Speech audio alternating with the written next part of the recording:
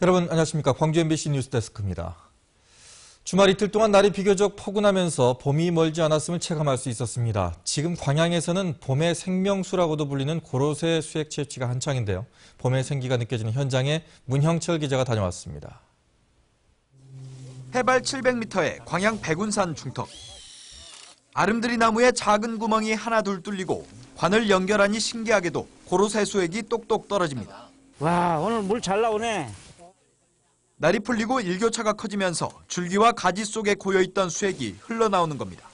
백운산에 있는 고로쇠 나무는 모두 4만 그루에 이릅니다. 이처럼 수액 채취가 본격적으로 시작되면서 남녘의 이른 봄 소식을 전하고 있습니다. 한낮에는 영상으로 한 8도 이상, 막 10도 정도. 그런 정도 되면 물이 많이 나요. 한 방울 한 방울씩 떨어지는 것이 진짜 막 자식 손자같이 더 귀엽게 보이고요. 관을 타고 저장 탱크에 모인 수액은 인근 정제시설로 옮겨집니다. 살균부터 포장까지 한 번에 이뤄지는 자동화 시스템을 갖추면서 철저한 품질 관리도 가능해졌습니다. 판매 가격은 18리터 한 말에 55,000원. 최근에는 소비자들의 욕구에 맞는 소포장 제품들도 출시되고 있습니다. 지금은 70% 이상이 소포장을 나가고 기계가 들어오고 나서 완전 자동화되어 있기 때문에 위생상 저희도 소비자한테 자신 있게 권해드리고 있습니다. 우수한 품질을 인정받아 수액 부문에서는 전국 최초로 지리적 표시제로 등록된 백운산 고로쇠 약수. 특히 항암 효과에 좋은 게르마늄 성분이 많아 찾는 사람들도 매년 늘면서 연간 30억 원 이상의 농가 소득을 올리고 있습니다. 칼륨이나 칼슘, 망간 등이 많이 함유하고 있고 본격적으로 고로쇠가 많이 채취되는 이 시기를 맞이해서 외지에서 많은 사람들이 우리 광양을 찾고 있습니다. 지역의 대표 특산물로 자리 잡고 있는 백운산 고로쇠 수액 채취는 다음 달 말까지 계속됩니다. MBC 뉴스 문형철입니다.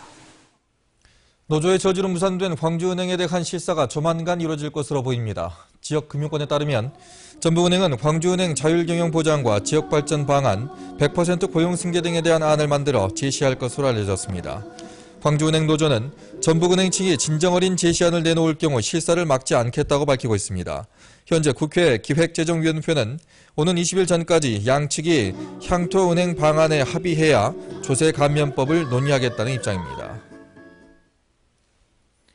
광주지방경찰청은 나주시의 도시재생사업 낙찰을 대가로 지난해 4차례에 걸쳐 업자로부터 1,300여만 원의 금품과 향을 받은 혐의로 나주시 공무원 46살 김모 씨를 구속했습니다.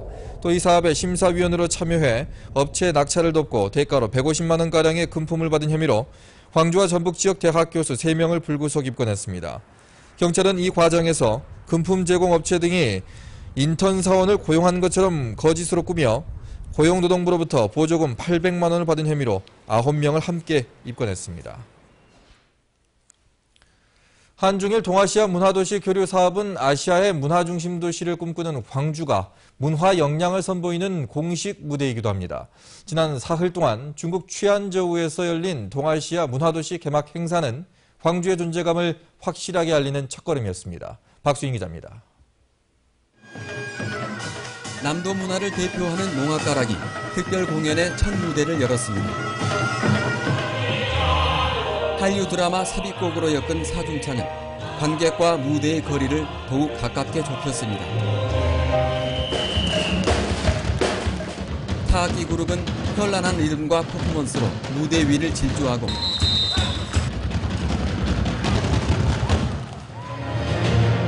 우리나라 대통령상을 수상한 창작무용단은 광주 무용의 진수를 선보였습니다.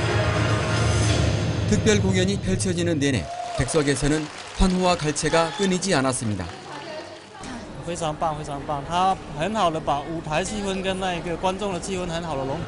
광주라는 이름이 아직은 낯선 최안저우 시민들에게 이번 특별 공연은 광주의 첫인상을 강하게 새겨 넣었습니다. 开场舞是带有非常浓厚的那个民族气氛。 동아시아 문화도시 사업의 가장 중요한 목적이 도시의 위상을 널리 알리는 데 있다면 출발은 산뜻했습니다. 이젠 다음 달 열리는 광주 개막 행사와 이후의 교류 사업에서 성공적인 분위기를 이어가는 일이 과제로 던져졌습니다. 공연 교류, 전시 교류, 또 관광 교류 이런 행사에 광주시는 물론이고 우리 광주 시민 여러분들도 많은 관심과 성원을 바라겠습니다. 현실 여건은 낙관적이지만은 않습니다. 아시아를 대표하는 역사 문화도시 취안저우와 요코하마에 비해 광주의 대외적인 위상은 뒤처져 있습니다. 교류 사업 예산은 취안저우의 10분의 1에도 미치지 못합니다. 시민들의 관심도 미지근합니다. 이런 한계를 극복하지 못한다면 그 또한 광주가 보여주게 될 도시의 역량입니다. 취안저우에서 MBC 뉴스 박수인입니다. 전남대 의대 교수들의 리베이트 정황에 대해서 대학 측이 감사에 나섭니다. 전남대 등에 따르면 감사원은 최근 전남대 의대 교수 6명이 제약회사 등으로부터 의약품 납품 대가 등을 대가로 뒷돈을 받은 정황을 포착하고 조사 내용을 대학 측에 통보했습니다. 이에 따라 전남대는 교수들을 상대로 업체 관계자들과 부적절한 거래가 있었는지 조사할 방침입니다. 이와는 별도로 광주경찰청은 지난해 7월 국민권익위가 넘긴 전남대병원 A 교수의 비위 등에 대해 사실관계를 확인하고 있습니다. 지난 14일 여수 해경의 GS 칼텍스 여수공장 압수수색과 관련해서 늦장 수사라는 비난 여론이 일고 있습니다. 여수 지역 시민 환경단체는 해경이 기름 유출 사고 2주 만에 GS 칼텍스 여수공장에 대한 압수수색을 실시한 것은 늦은 감이 있다고 밝히고 지금까지 GS 칼텍스의 진술에 의지해 수사를 진행해왔기 때문에 진실을 규명한 데는 이미 실패한 것으로 본다며 비판했습니다. 또 해경이 사고 당시 부상자가 있다는 사실도 몰랐다는 것은 제대로 된 참고인 조사를 하지 않았다는 것을 증명하는 것이라며 해경 수사가 허점투성이라고 밝혔습니다. 광주지법은 학교 인조잔디 공사업자로부터 3뇌물을 받은 혐의로 기소된 광주 모 초등학교 전 교장 61살 서모 씨에 대해서 징역 8개월에 집행유예 2년을 선고했습니다. 또 뇌물을 준 업자 53살 문모 씨에 대해서는 징역 4개월에 집행유예 1년을 선고했습니다.